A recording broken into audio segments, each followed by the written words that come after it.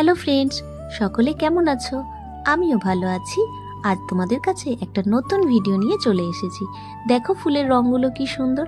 আমি এর আগের ভিডিওতে তোমাদের সাথে বলেছিলাম যে আমি একটা নার্সারিতে গিয়েছিলাম, তো সেখান থেকে এই গাছগুলো নিয়ে এসেছি। দাম কিন্তু ওই নার্সারিতে ভীষণ কম, তো সেই জন্যে বেশ কিছু গাছ নিয়ে চলে এসেছি। আর এখানে দেখো একজন নতুন অতিথিও চলে এসেছে।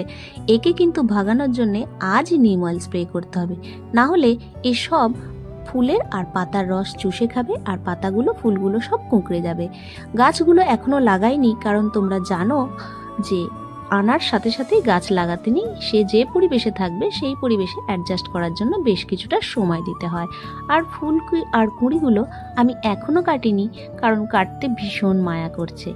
এই ফুলগুলো শুকিয়ে গেলে তারপরে আমি কাটবো, আর তখন গাছটা অনেক বেশি ঝাঁকড়া হবে, আরও অনেক বেশি বেশি করে ফুল পাবো। আর এইগুলো আমার আগের গাছ। দেখো বাসন্তী কালারের ফুল, অরেঞ্জ কালারের গাঁদা ফুল, বেশ কিছু ফুল শুকিয়েও গেছে, কিন্তু আমার তুলতে ভীষণ মায়া করে।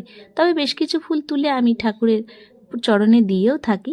আজ তোমাদের সাথে আরও একটা নতুন ফুল দেখাবো। ফুলটা কিন্তু দেখতে অপূর্ব।